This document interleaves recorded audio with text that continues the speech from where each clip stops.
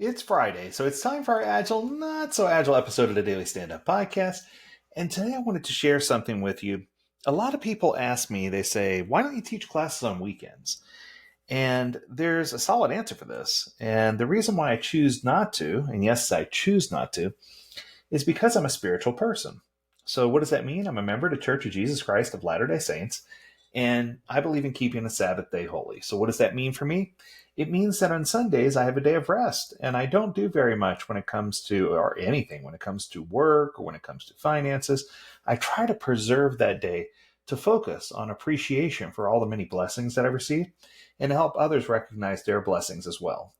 Now, one of the keys to my success that people always ask about, what makes you so successful, is that I truly do practice what I preach, meaning that one of the things I tell people is in order to be successful, you need to have a firm foundation in something that you believe in. And for some people, it's family. For some people, it's faith. For some people, it's connecting with nature. For me, it's connecting with my faith. And one of the things that we have an opportunity to do twice a year is something called annual and semi-annual General Conference of the Church of Jesus Christ of Latter-day Saints. It happens in the first week of April and the first week of October, and it takes up an entire weekend. And basically what we do is we block out time to listen to church leaders who share messages with us that are applicable for our lives today.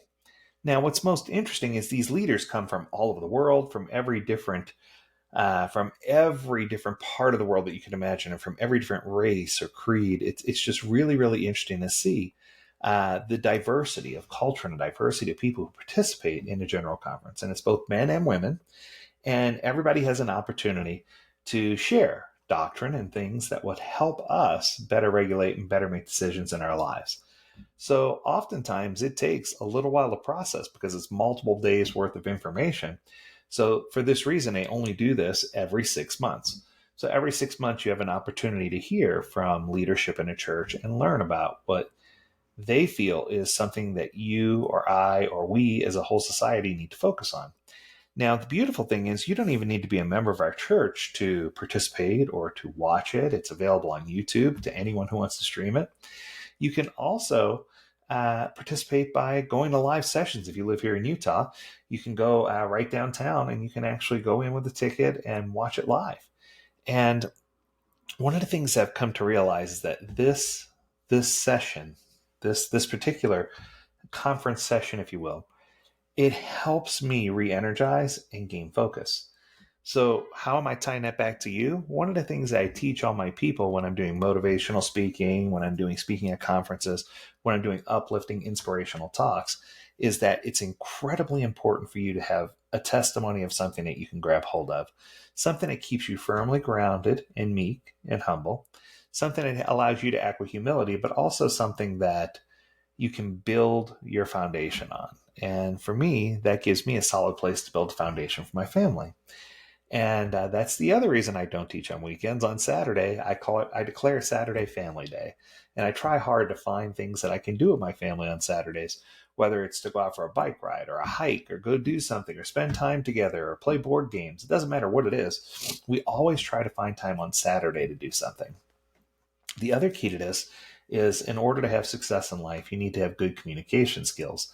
And one of the things that we do as a family is we frequently communicate, but we try to communicate daily together, whether it's through daily scripture study or daily Bible study, if you will, or whether it's daily study of just what's going on and catching up with each other each day and figuring out where we are, almost like we're having our own daily scrum.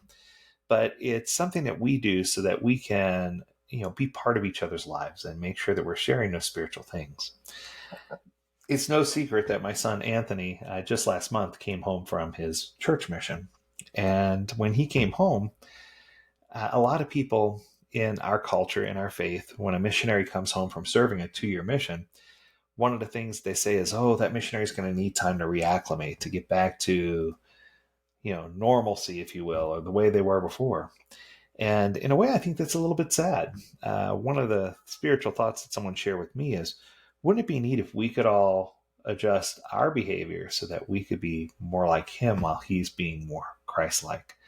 And I thought that that was an incredible observation. So my challenge for you is, whether you're a Christian or not, no matter what faith or background you come from, take the time to do something to behave in a way that you're giving back to other humans.